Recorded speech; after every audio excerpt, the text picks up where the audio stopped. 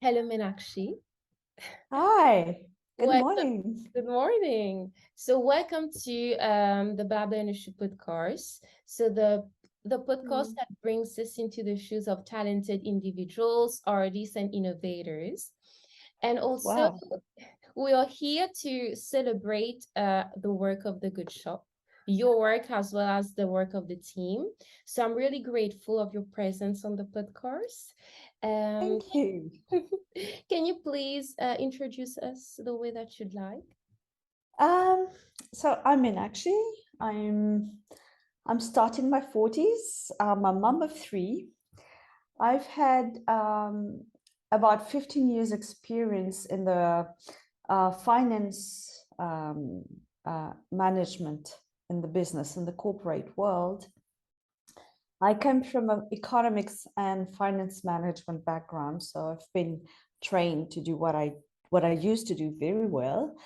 And yes, so that was another life. I like to call it my first professional life, where I mean, you would work a lot, you would earn a lot, and then you would, you had the mental counterpart as well. So I just reminded you just reminded me of something when I saw the title, blah blah in a shoe. I was actually in my past professional life a shoe addict, and I own over 400 pairs of shoes. So can Wow. you imagine? And now, And now I haven't bought a single new item since 2019, actually. So that's my shift. So yeah, today I'm the GM of the Good Shop, but I've also been a lecturer in economics and management. I love teaching, so I've kept on being a tutor, an academic tutor for individual students who might have learning difficulties or who are neurodiverse, or for students who want to be really competitive into exam entries, etc. So okay. here I am. So Yeah. how did you started on that journey to the Good Shop? How did you started at the Good Shop?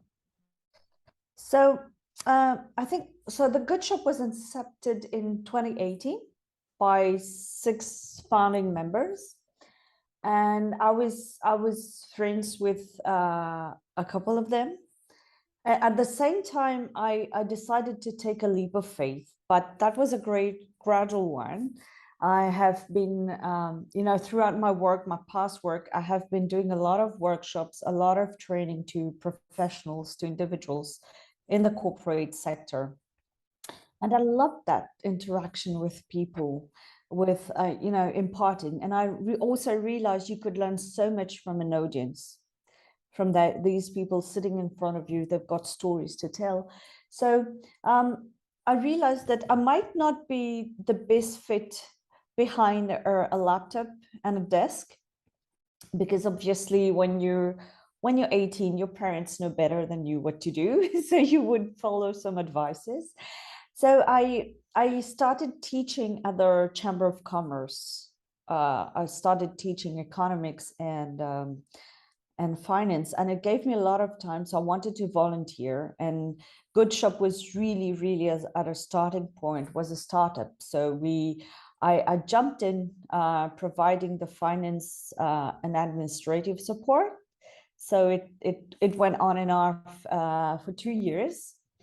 And then the founding GM was about to move from Mauritius with her family, because she's an expat, Sarah Trudeau. And so I've always been in the background. I've seen the baby grow. I've seen the baby's face change, and the DNA getting printed and affirmed and defined. So yeah, I think I was the most obvious person to be around and to be the GM. So yeah, that's how it started for me for the Good Shop. So it's 1.5 year or two, nearly 2 years that I'm full time in the Good Shop now, and which means that it also phases with the growth story of the Good Shop. We have grown from just a startup to a SME, a small enterprise. We started in 2018 with 4 employees, 1 shop, and there were 40 employees, nearly five shops, 2 workshops. So yeah, it's a growth journey, a difficult one, but a beautiful one. Yeah. So the reason why I really wanted to have you on the podcast was I think the story of the good shop. So when I came to the Calabas location, and I think you were narrating the story, the background story, I really felt the authenticity, something that brought everyone together. And I know that you have different pillars at the good shop. So I really want you to share with us the pillars. I know there's stewardship, there's the Yeah. giving to other people. Can you please share more about it? So as we were growing, we realized something really important. We needed, and okay, let me tell you about the good shop. We're a social enterprise. We engage into circular economy. That is, we rely on donations from people. So here already, if you rely on people giving you stuff, you need at some point to be really authentic in what you do and in your intentions. That's the first rule. You need to be honest with your donors. That's one thing. The other thing is, so we engage in a triple bottom line. This is what we call it: education, environment, and employment. Now, by employment, we're a bunch of people from so many diverse backgrounds, be it socioeconomic, be it culturally, be it community-wise. So what brings us together? It obviously cannot be culture, because in most companies, culture looks like the leader. Culture reflects the leader's own background and experience. So the Good Shop was about a year into the running. So the team was stabilized, and they grew into 2, nearly 3 shops. We grew into 2 and 3 new shops. And this is when we asked the teams from the layman level, that is from the bottom to the top, we asked them, what do you believe are the values that represent who you are and what you do the best? So everybody gave out a series of values, and then we skimmed out, and boiled down to 6 pillar values. 6, not 5. So our values are respect, humility, stewardship, resilience, innovation, and integrity. This is who we are, this is what we do, and this is what keeps us together. So these values are from the recruitment start, from recruitment to any business decision, to any partnership acceptance, to even into our disciplinary processes. We go back to our values, we refer to our values. So we have internal checklists of how do we evaluate, is it compliant to our values? And it's been working, ever since we're back to this foundation, because this is our foundation. It's been working pretty amazingly well, because when you have so much diversity in a company, when you have people from so many perspectives and backgrounds, for example, I am passionate about people, about employment, about empowering people.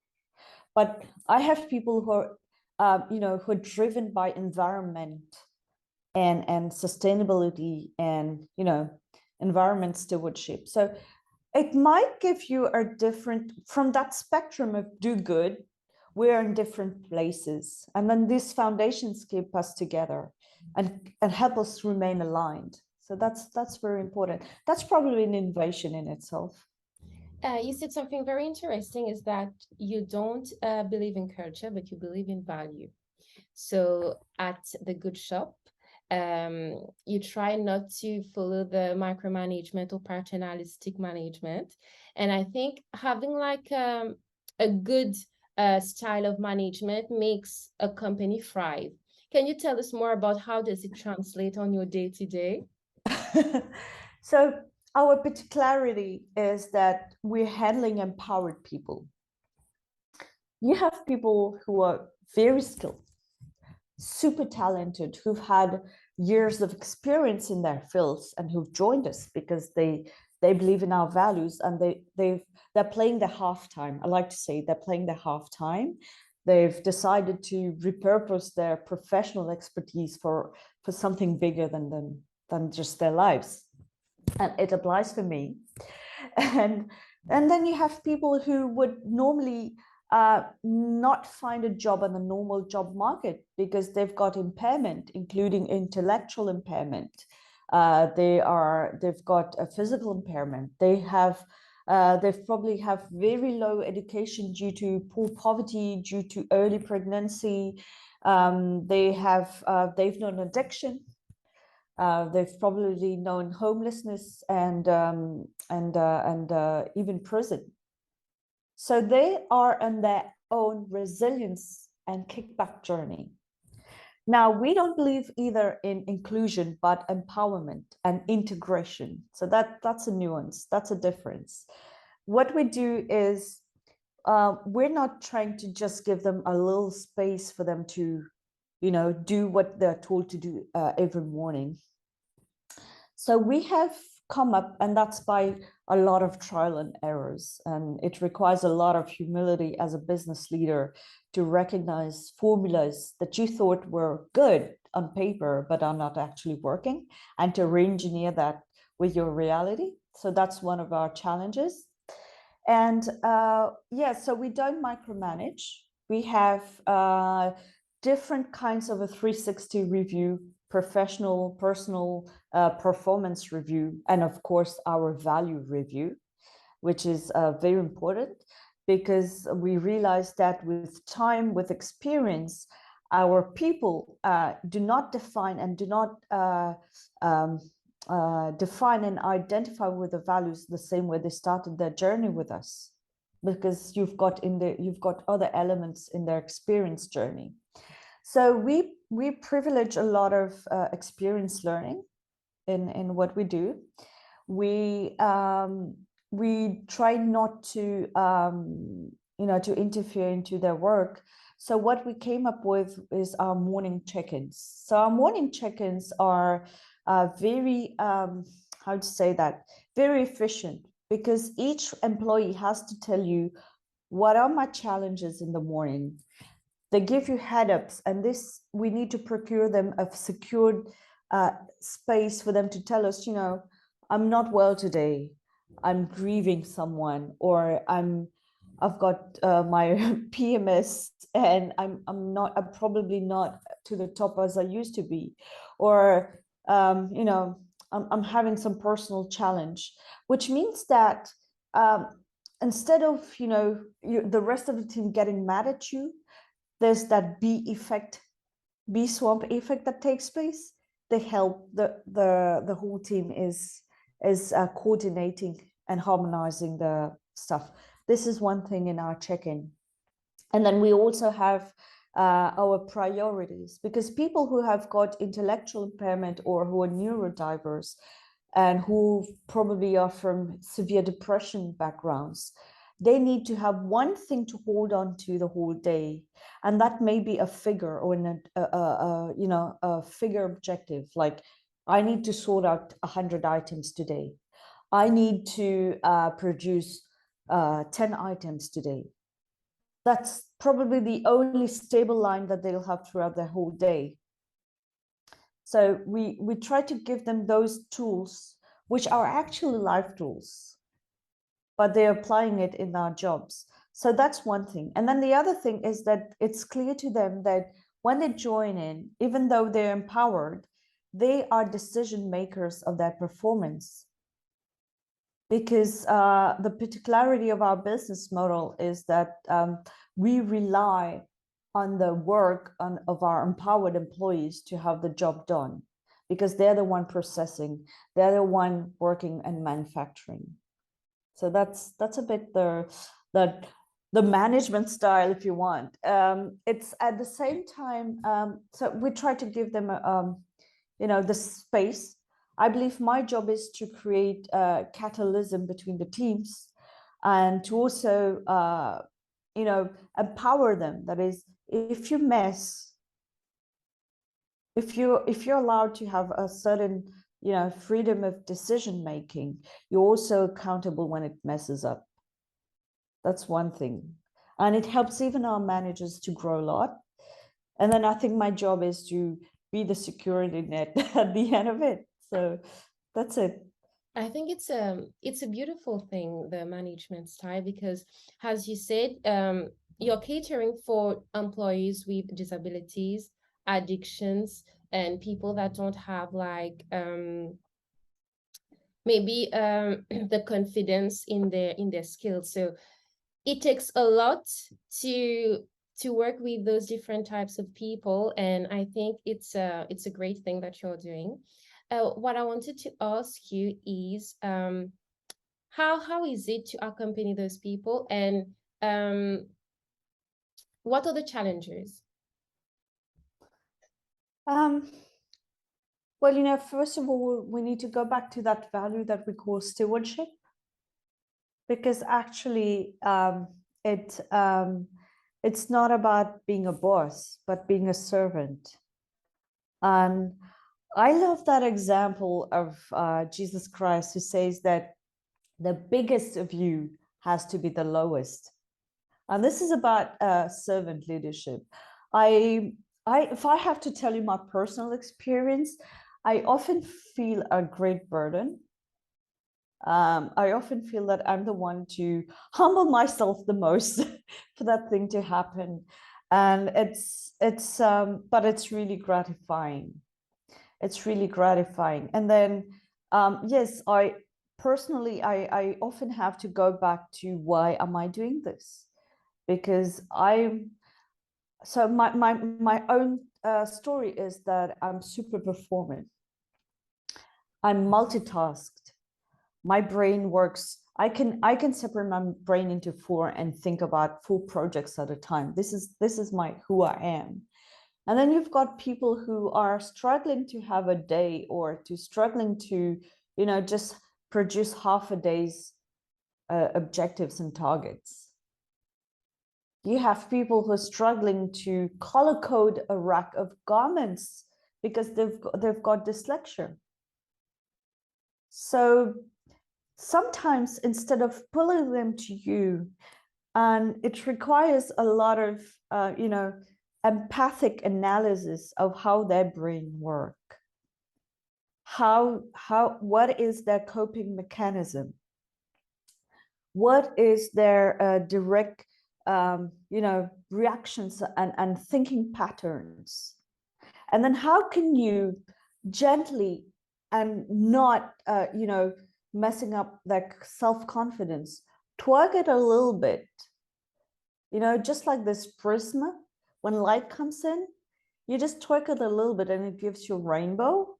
So how do you just apply small bendings to their acquired mechanisms, so that they start now seeing things through your perspective?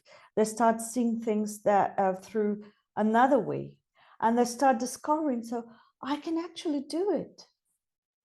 I can not only do it, I can have my input and tell my team that I can contribute to the thinking, to the design thinking. So design thinking has a great part in our conversations with our teams. How do you think we can do that, guys? We don't really tell them, let's do it this way. And we've seen people bloom. We have Jean-Patrice, for example. He's from Inclusion Maurice. He's with us for 2 years now. He's been bullied in his first job all his life. He's been told you're a handicapped person. But today we call him our IT manager, because he fixes all the laptops and all the computers. He's multitask, he does customer experience, he does cash management. So we've got stories like Jean-Patrice, but it took us to learn from them as well. So that's a bit the journey about how do you bridge from, high performant people and then those who are empowered. And you said something really interesting is about Jesus Christ. And one thing that really touched me is when I came at Calbas, the location. So it was early in the morning, and the team was doing like a little prayer. So it really touched me because it's really rare to see a faith-based company. And I think all of the amazing works that the Good Shop is doing, it takes a lot of power, I think, and the faith is the foundation. Can you please share a bit more about that aspect of the Good Shop? Yeah, sure. I mean that's the first time a question for us. We are faith-based. I believe that everything that has birthed out to produce the Good Shop comes out from a lot of love, first of all. Love above all. There's a verse that says, love is kind, love is patient, love doesn't boast, and Yeah. love is meek. So I think Good Shop came out of love, first of all. And what produces love is faith. Mhm. Faith in people, faith in the reason why you're doing something. So I think that's, and this is this faith that gave us our foundational values as well. Of course, I mean, you don't get engaged into that kind of entrepreneurship, um, because at the end of the day, our tagline says give, buy, and change lives. Mhm. You don't change lives out of yourself, because we're not little gods walking around the streets of Mauritius and trying to, change people's life. I think it requires something bigger and larger and I mean, mightyful to do it. And we recognize that. And it's always, we always laugh in our strategic meetings with our leads and coordinators, because this is normally where, as a company, you would come out with super strategies and business models and say, let's do this and let's do that. And then very often that newcomer, the newest in our team would say, oh, guys, do what you do best. Why don't you go back and pray, and then we'll come back with the best answer we could. So we always laugh because we don't really speak about our faith, I mean, every day, or we don't, but we practice it. Through actions. Yeah, we practice it. So sometimes we acknowledge we might not have answers to our questions. And we always say that there's that we live by grace, I think, at the Good Shop, because when we don't see we don't see the light, the way, there's always a way. And what makes us really smile today is everybody in the company. You work in any shop, they will tell you, don't worry, there's a way. There's a So way. that's our faith journey. It's I think it's so it's not religious, where we have people of so many faiths, but I think that's what keeps us also. Yeah, faith. And you said love, and we felt love when I felt love when I came at Calbas, because it was all about the greeting, the atmosphere. So yeah, it's very special, the Good Shop, very special. So Yeah, now, we have clients who actually walk in every day or every week just to hang around the team, and yeah, they love that atmosphere. They the like it. greeting, So yeah. yeah. Let's dive into the Good Shop. So there's the donation aspect, and we also have the renew and the repair. Can you share a bit more about those different aspects of the Good Shop? So let me take you a little bit through our circularity journey, our journey through circular economy. So we donated garments, and then we started receiving items like small furniture items, and it started in our shops of Calbas and Cupid. You need to know that one of our externalities is that we donate about 40 to 50% of what we receive to NGO partners, and we're the biggest sorting and distribution platform for garments to NGOs in Mauritius.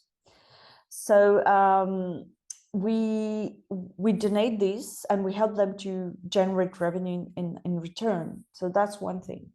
Now, what do we do with what we can sell on the floor and we cannot donate to NGOs? So, and the most obvious solution was to repair these. So we started in-house repairs, which started by hiring a seamstress who lost her job through the COVID. You know, so many factories closed. So we started repairing those garments, which were awesome pieces, but just needed a little mending or change a button or change a zip. And we put a tag called Repair by the Good Shop, which was actually a service. And then we realized that this could apply to our furniture as well, because very often people would give you furniture that has been a little bit, damaged, and especially through the process of transportation. And then we realized that repairing is about having a mindset. Just as secondhand, repairing forms part of a circular lifestyle, of a slow fashion lifestyle. So we started extending that service to our community. And we had repair stations in our shops where people would actually walk in their clothes and have it repaired. We have a price list which is super affordable. And we've had amazing partners who've donated us industrial sewing machines for that. So today, Repair by the Good Shop is a service. People just walk in and put their clothes here. They get it the next week or 2 days later. And it's going back to the 1960s, 1970s, tailors and seamstresses that you would have all around the streets. So that's one thing. Now, renew is about what you cannot repair. So we started looking at those items, be it textile or furniture, not in their functionality, but in terms of resources. How can I extract resource from something that is too old, from something that is broken, or completely old-fashioned and too ugly? So where people see waste, we see resources. So we started renewing things like that, dismantling a wardrobe and make a table out of it, dismantling other objects and making it a new object, and renewing completely, like old thrown away chairs, for example. But we were still artisans. So in 2020, late 2020, early 2021, we applied for the COVID, for the M.R.I.C, that is the Mauritius Research Innovation Council. They had a fast track scheme. And our project was called COVID as an opportunity to reduce waste, product development, and restored dignity. So how are we going to engineer from being artisans to develop a sustainable business model that is sustainable and scale up our impact through that? So we went through, that was a painful year. That was a lot of research and development. That was a lot of consultation with the University of Mauritius, with experts, with recyclers, with so many, that was a lot of design thinking and product development. But we came up about 12 months down the line, we came up with Renew by the Good Shop, which is the pioneering sustainable and social impact brand in Mauritius. That was in April 2022. We had our catalog. So our catalog in itself is a great challenge, because in circular economy, everything is moving and changing. You don't get the same stuff at the same moment with the same people in the same quantity.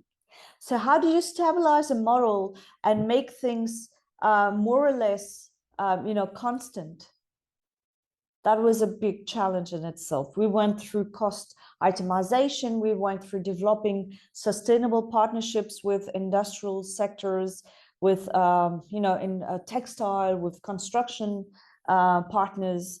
We also stabilized the learning and the employment That was another challenge. So, and then we were really, really blessed because we were awarded in late May the Sustainable Island Mauritius Awards for we were golden, so we were finalists and gold medals for the best local handicraft brand. Yeah. So that was the recognition of our sustainable journey. And of course, we knew that the next challenge would be to be really more acute and more fine-tuning to the design, which we're working on. We just had a wonderful collection for the 10 years of my pop-up store with Mario Guillot, who's renowned. And it's been now these collaborations with those designers are pushing us, to learn more into designing, into, techniques of producing. So yes, this is great. Renew by the Good Shop in itself is a new business line. A household It's a name. new model. It's a household name. And it's birthed from our secondhand. It's a continuity of our, scaling our impact and reaching a zero waste activity. Today, you need to know that the Good Shop as a company, we have a very low carbon impact. We only produce 1% waste. No. That requires a lot of innovation, I guess. Great, thank you. So you said that the Renew brand is now doing contracting and is also renovating houses. So it's going beyond its primary activity. So what would you say is the main challenge that maybe you guys are facing and that you're looking forward to maybe explore? Yeah. In terms of Renew, you mean? Yes, the So, Renew. the Good Shop is, we do a lot of other activities than just our shops. For example, in order for us to source in our materials, we've started dismantling factories. We've been dismantling all houses, pre-renovations areas. And then today we have in-house two wonderful designers, interior designers. One of them has worked into interior architecture. So we are able to propose, sustainable designs based on the circular economy solutions.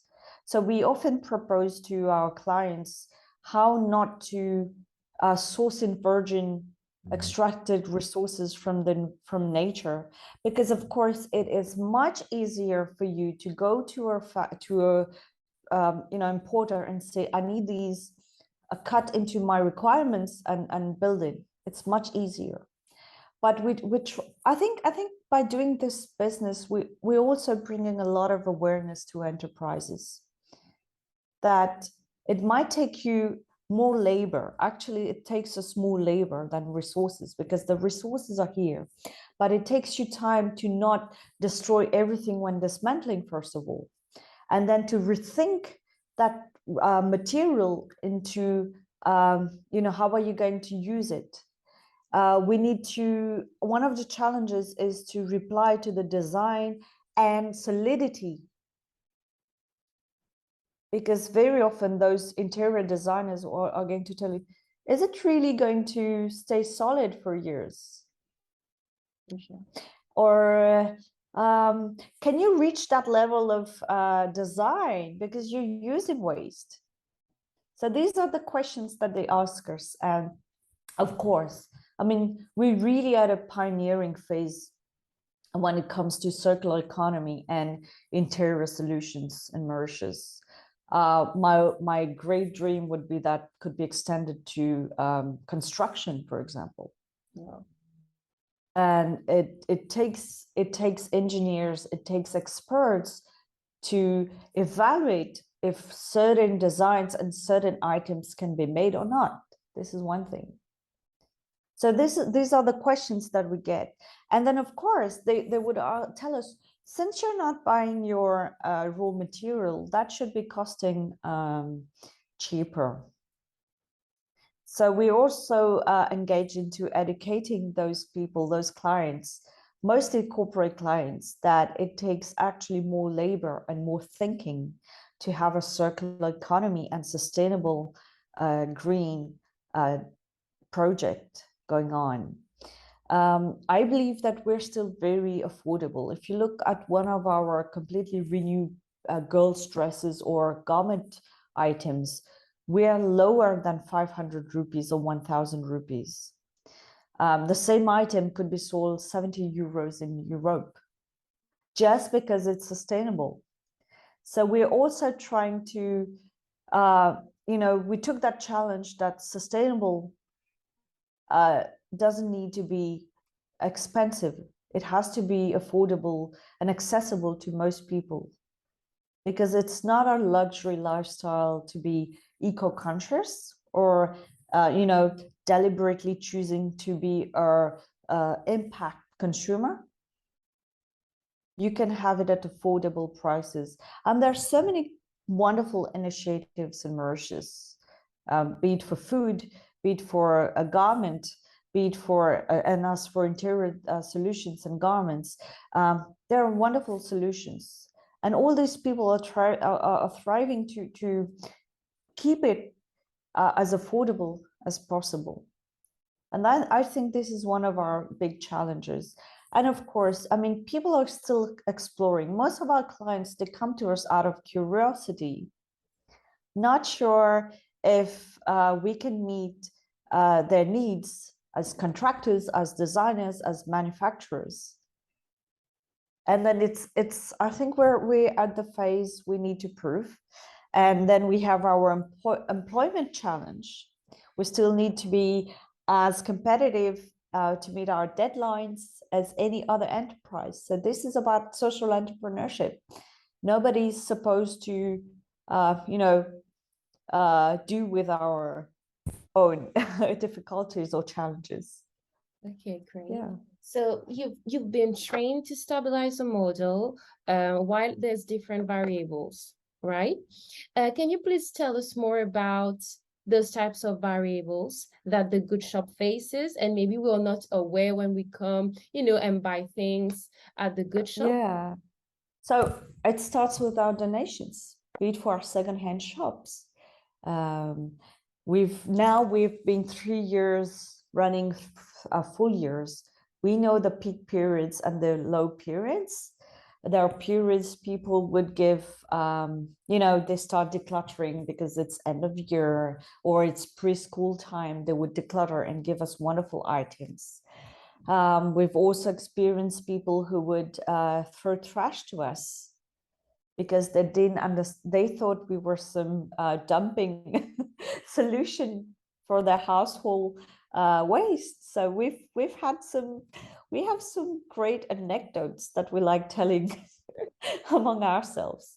So I think donations, because that's the blood of Good Shop. That's our blood. We do not exist without our donors. And our donors are not just giving us because they need to find space in their houses or in their companies. I think they're choosing to give us because we are really, showing who we are for authentic mission. We're very transparent in what we do with these donations. We're today engaged into keeping data tracking of our impact. So we know exactly where these donations go. We are also, we're transparent about what we need. We ask for it. So I think donations, because there are times, when you walk in those processing areas in our shops and the girls and the boys tells you, Meena, there's no donation. How are we going to work? If they don't work, they know things are not doing well. So that's one thing. That's for the secondhand shops. For our renew line for Home by the Good Shop, I think it's about quality donations and materials. You could explore waste from a wood importer, for example, but they won't have waste all the time. And still I'm trying to sell a catalog that has regular items. So how do I source in and source out? Sourcing in is one of our big challenges. Secondly, I would say sourcing out who our shoppers are. We are engaged into offering great customer experience to people who choose to come to us because of the pricing as well. Because they don't want to, and the economic context of these days, recessions and inflations, make us realize that we have our role to play in household.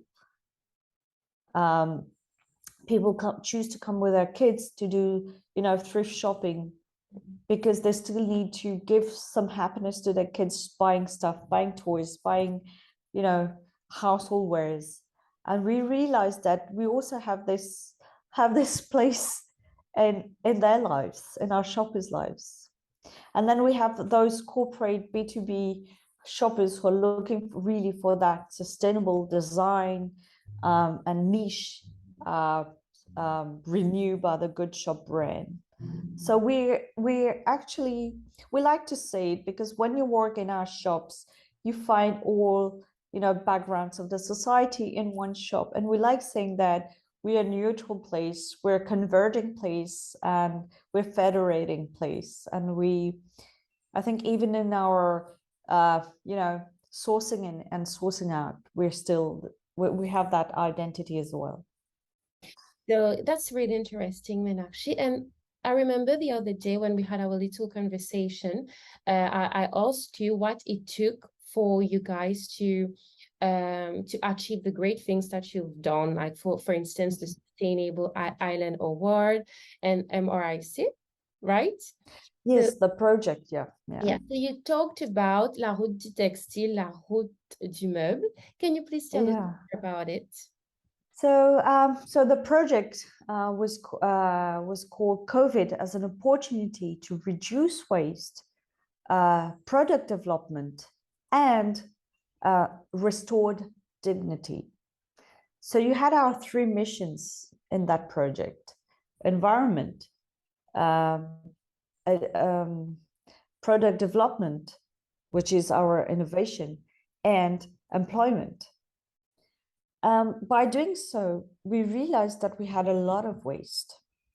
And how do you start when you're looking at a mountain of waste? So the story of the workshop and the M.R.I.C, it also started with a wonderful project from Ciel Properties Development.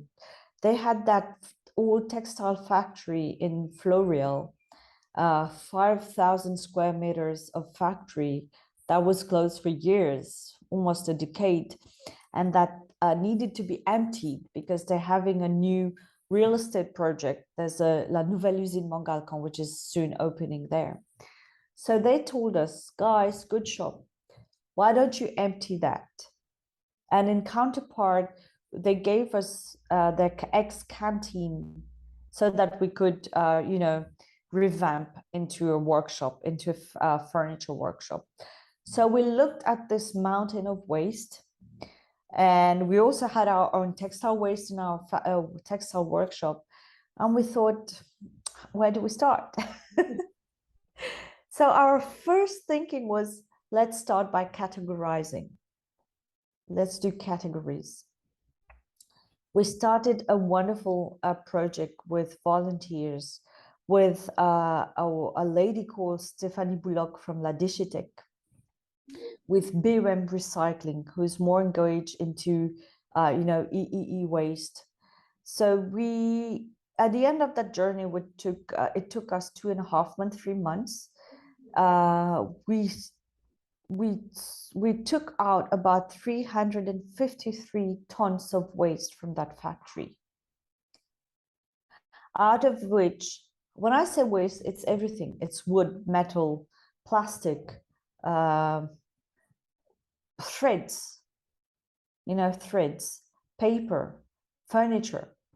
So out of these 353 tons of waste, the Good Shop has used 35 tons to redo a whole workshop and give life to a new workshop.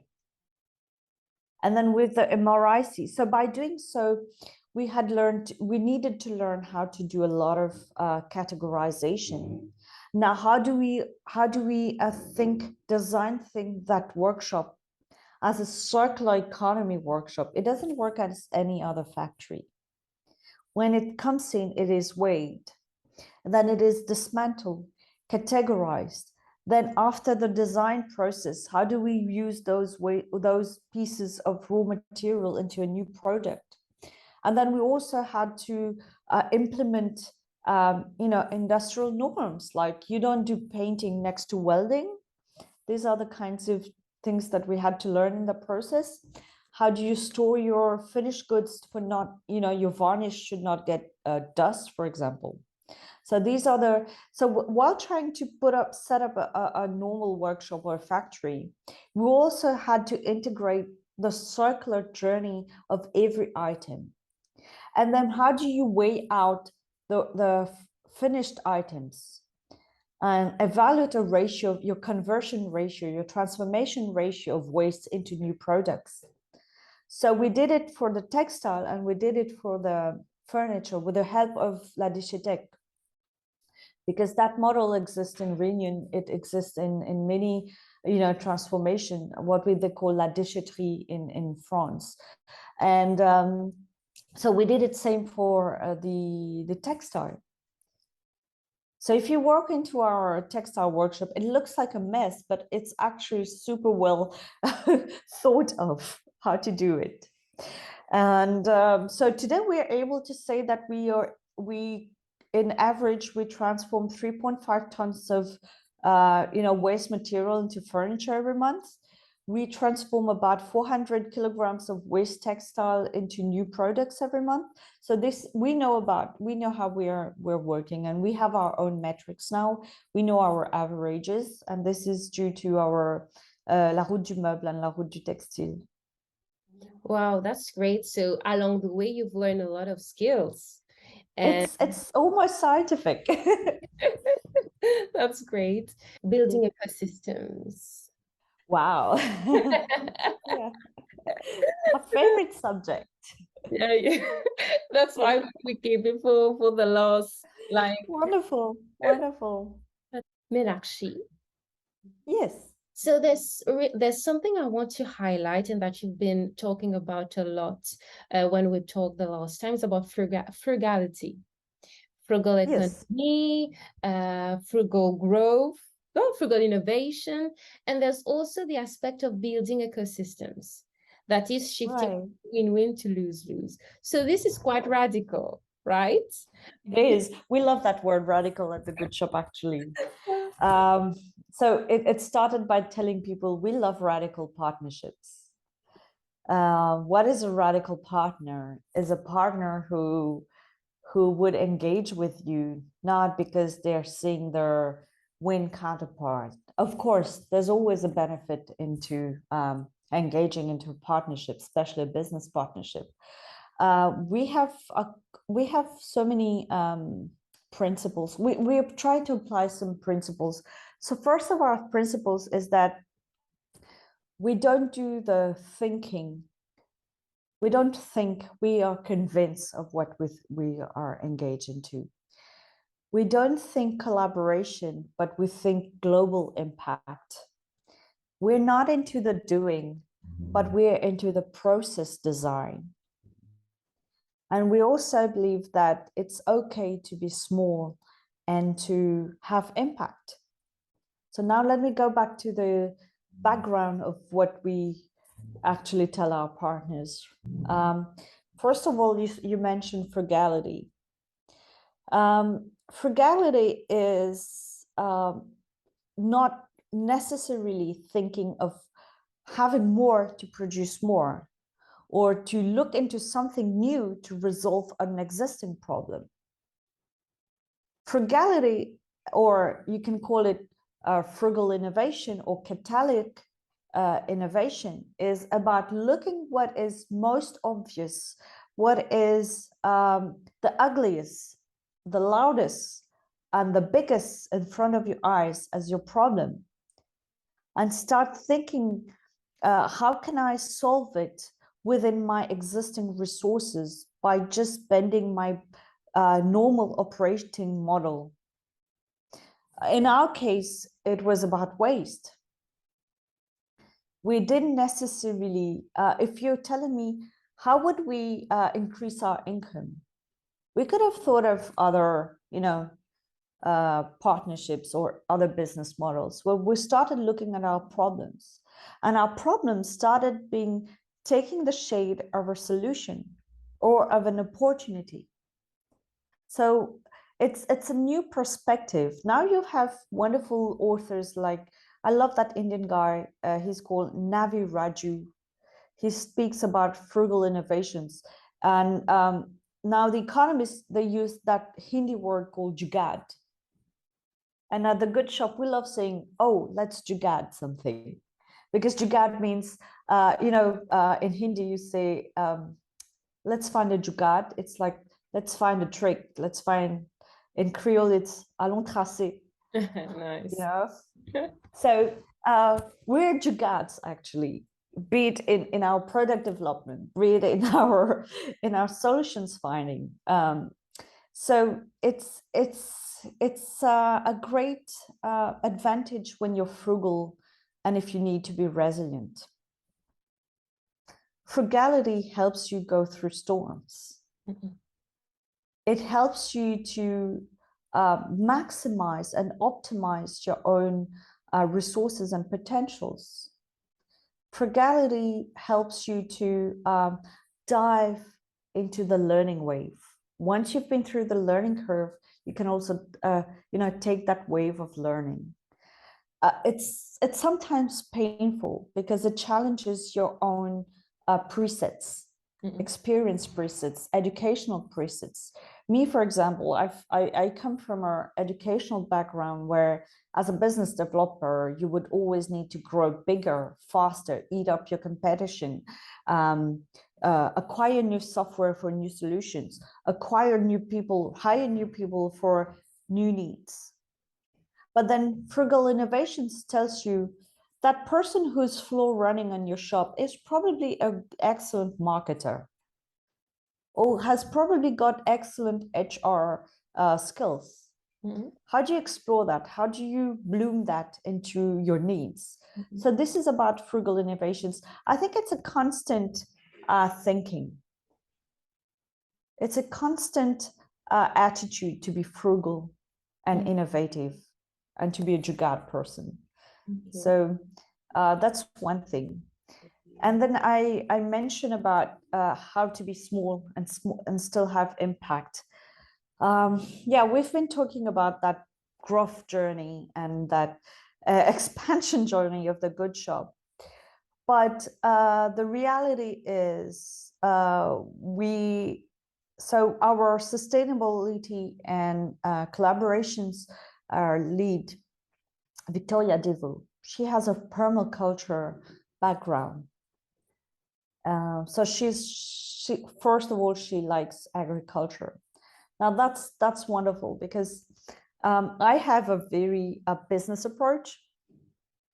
I've been all my life, I've been making things go bigger and bigger and faster. And then she would come to me and she said, slow down. We're probably not ready for this kind of business. We're probably not ready for this partnership. Let's watch. So we realized that we were very, we had a permaculture approach in our business development. So permaculture is about, first of all, a symbiosis. In an ecosystem, not everybody, give and take, from both sides. Sometimes I can, be beneficial to A is beneficial to B, and B brings it back to me. So in an ecosystem, we're not necessarily looking for the win-win partnership when two partners are looking at us. We are thinking about that whole ecosystem building. So when you think about permaculture and ecosystem building in the business entrepreneurial landscape, there are a lot of observations that you need to do.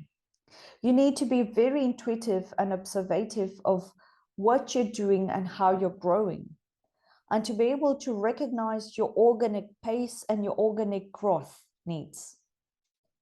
It's not always very easy, because as humans we would be tempted, or we have that tendency to go further. Sometimes someone would come to you with a conversations and say, oh, I want a partner, we should be doing this and that, and then you need to go back to a very humble position and say, are we really ready for that? Or is it really what we want? Or is it not disrupting our organic growth and interactions with our partners? That's one thing in what we think, what we believe in building our ecosystem. So if I tell you, Good Shop could have been growing much faster and much bigger, but we deliberately, observing, analyzing the first results, stabilizing to be sustainable, because there's nothing worse in a business development model than to go fast, and then when you need to cut loose one section that is not working, the rest crumbles down. So we're also trying not to build too much interdependence into our different revenue lines. That's one thing of resilience in business development. If you look at Good Shop in that ecosystem, we're probably among the smallest. We interact with among the top 100 companies in Mauritius, with huge operators in different sectors in Mauritius, with universities, with academics, with NGOs, with domestic households, with so many sectors, and we're probably the smallest. So we're probably not the driving force of that ecosystem, but the catalyst force. And today, you need also to recognize in that perma growth of your business ecosystem, what is your role? Are you just a supplier? Are you just a client? Are you an employer? Are you a connector? Are you a door opener for others? Are you a solutions provider? So these are different kinds of questions that we need to question ourselves. And by doing so, we're going beyond our own value chain. We're stepping into industry change, into the landscape change. So today we realized that we became catalyst of our environment, of our microeconomic and pastel environment by necessity, because we depend on donations, I told you. But we realized also that we need to stay very humble to recognize our role. We're probably not the ones who one day would go and knock at doors to change the policy. We're probably not that kind of role, but we're catalyzing change within sectors. So this is a bit those principles, which are pretty disruptive to what we know in Mauritius. But if you're engaged into impact business, purpose-driven business, there's also a whole thinking of your economic background as an enterprise that you need to have. Okay, I'm really curious, like, what was the catalyst that you said that before you were like, you want to grow things, to win and everything. What was the catalyst that brought you to that way of thinking of like brought you on that degrowth movement, save energy? So what was that journey? I think before talking about degrowth, I'm still very scared of degrowth. I would say atomicity. Atomicity. Right. So atomicity for me is, it's okay to be small and to have impact. And it's also okay that others are inspired or copy your model or replicate your model in their own environments, it creates synergy. An economy, if you look at atomicity of the economy, it means that there are several actors playing on the same market. So there's no monopoly. There's no, one big player. And if you ask me, I think today we've taken out those blinkers of sharpening our own competitive edge, and we're into replicating our model. It started with the NGOs, where we realized that they needed to have a sustainable model. So we allowed them to replicate our model of secondhand shopping into flea markets in their rural, little villages, in their cities, and it helped them generate markets. 4 years ago, we were the first secondhand shops. Now you can hear other secondhand shops coming out of in the picture. So that's a good thing. It creates, I won't say it creates competition, but it creates opportunities. And it helps each and everyone to sharpen the reason why they're doing it. Mm-hmm. So atomicity can be very positive and constructive for a business ecosystem. And which also implies that not everybody is going to outgrow. You might, just imagine a garden of permaculture. There might be one species outgrowing the others or invading the others, but it's seasonal. It's about seasons. There are seasons that some actors will phase out, some seasons that other actors will come up. And I'd say humbly, but that's only my opinion, probably that what keeps one going and another one failing is probably the foundations. So that's how far we have observed when it comes to atomicity. Great. Yeah, so Meenakshee, when I hear all about, the building of ecosystem, frugality, so I don't think like an individual like me or a lot of people would imagine the amount of like the thinking process of developing the good shop. So there's a lot that's happening behind. And yeah, I would love to celebrate that. And what's for you the most important thing, like when you're developing the good shop? For you, the core. I think is stay faithful to the DNA. Mm-hmm. So today we have our secondhand and then we have renew. And one of the things that happens in Good Shop, we don't have like official meetings. I do a lot of check-ins with the leads and the managers, and we would just have conversations about challenges, about how we see the future, how we are, are perceiving a coming problem, which doesn't even exist, but it might happen. And so we have a lot of these kind of brainstorming and open conversations. And one thing that comes up very often when we're having is, how much does it safeguard our DNA? Mm-hmm. And what I'm mostly happy is that question never comes from me, but it comes from the other leads. It comes from the teams. I am one of the oldest employees at the Good Shop is Michael, who started as a shop supervisor and who's today the head of operations and secondhand, and he's also leading the HR. So he would always, have this question: to what extent does it not intrude to our DNA? How do we do to keep that DNA? So today our DNA is, I think it's the most important thing. And we've been around those questions about the value, about how we believe at the Good Shop and the mission and the management. And because there's nothing worse than pride And, in French, they say that pride comes before the fall. So you can be doing really well as a business. You can be, doing great. Today, Good Shop is, people want to partner up with us because we've probably been very consistent in what we say we do and who we are, and the results are here. So we have a lot of questions now.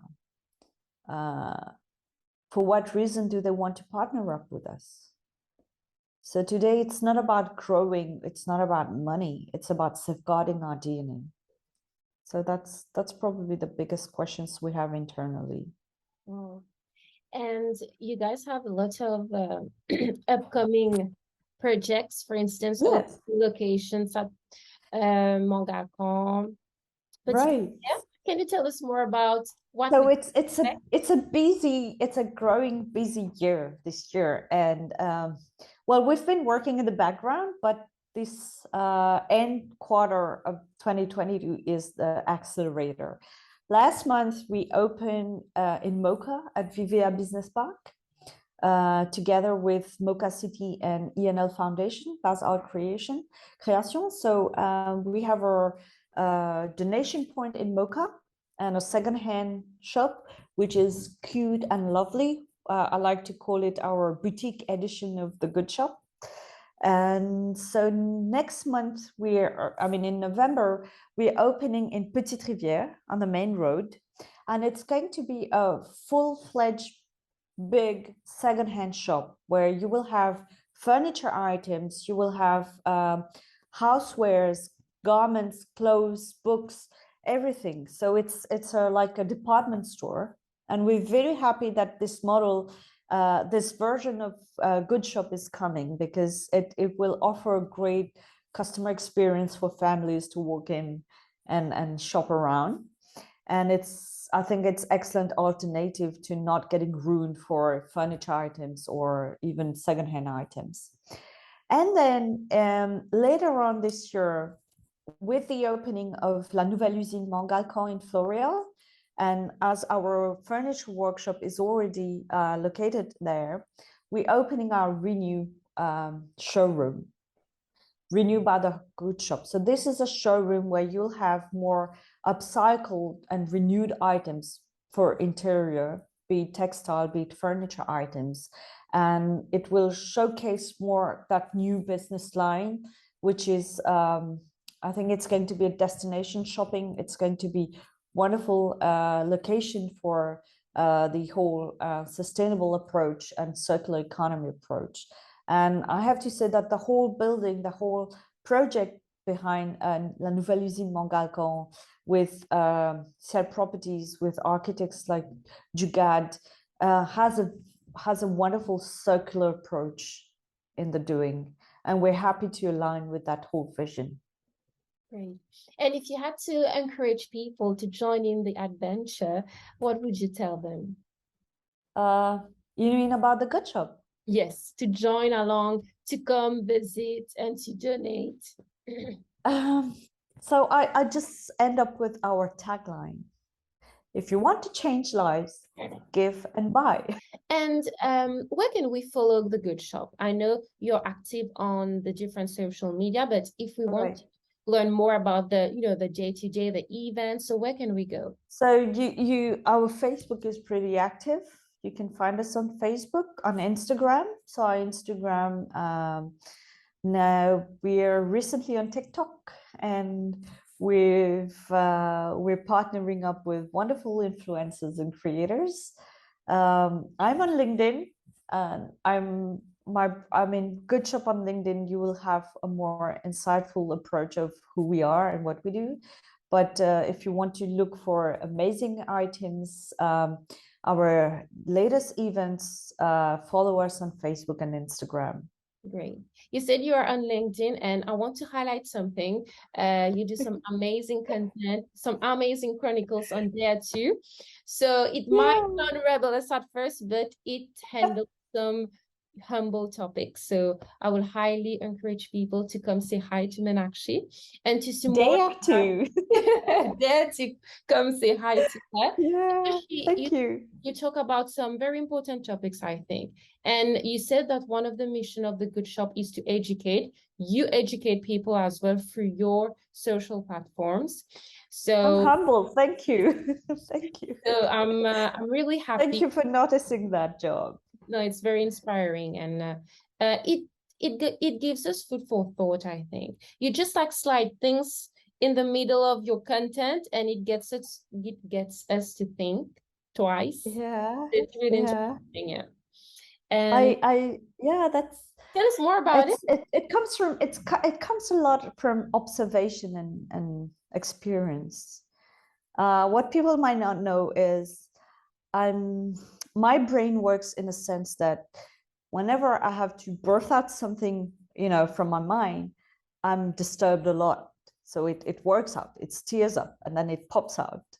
So those dare to chronicles, if we dare call it, chronicle, come from those cerebral steering up of my mind, which reflects a lot of reflection and my own learning experience, probably. So I'm not trying to teach anyone anything, but just share what and I'm sure people can relate to it. Mhm. So and yeah, I like saying dare to, because um, above fearlessness, sorry, courage is much more important. Yeah. And we feel that love for sharing, Thank you. connecting with people, and that's how we met. So we feel Yeah. want to share, connect with people, the human aspect, which is very important. So, and you said something really interesting that sticks to me till now. You said that Is being a it? leader puts people on their knees, and there's also Yeah. that mourning before change. I really want you to Yeah. talk a bit about it before. Yeah. So that's the story of, every time a pope is elected, so that story comes from that. Every time a pope is elected, and they in their inner circle, they don't celebrate him.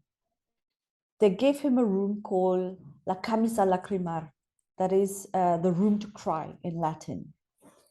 And he would actually mourn his past, because he's turning the back to his past, and he's mourning his future, because what he's about to do as a leader is to bear the cross of that whole organization. So today, every time a CEO or director or chairman is elected or is assigned, they're celebrated. And I'd say, instead of cheering up, we should probably tell them, we'll pray for you guys, because your journey is about to be quite a humbling and painful, yet rewarding. But leadership is about how much can you take that for the rest. Sometimes be a visionary can be a very lonely pace. Mm-mm. And then there's the reality, because most leaders are probably great strategists and dreamers, and I mean, they can be technically very performant, but they're not into the day-to-day running. Mm. They're not into the day-to-day. It's other people making it happen. It's your people that make you a leader, and they make you a better leader, actually. So it's a very humbling position, I think. I don't find any greatness or pride in being a leader of a team. It's more carry that. But of course, authentic leadership is sustainable leadership. Great. And tell us like your last word. A last word. Oh, I'd say, um, There's a proverb that says, when you're in the power to do good to someone who deserves it, do not refuse it. Beautiful. Yeah. Thank you. Thanks. Thank you so much, Meenakshee. Thanks for your time. Thank you. I really enjoyed our little chat and knowing more about the Good Shop. So I hope people will come by and now they understand more about maybe the story behind the Good Shop. So we encourage them to come say hi on the different platforms Thank you. and come at the Wonderful. locations to maybe Right. donate. Stay And tuned. Our new openings. Exciting things coming up. there's a lot of projects and we can't wait to see that flourish. Thank you so much, Yeah. Meenakshee. And Thanks to you. Thanks to you. We love your project. well, thank Thank you so much.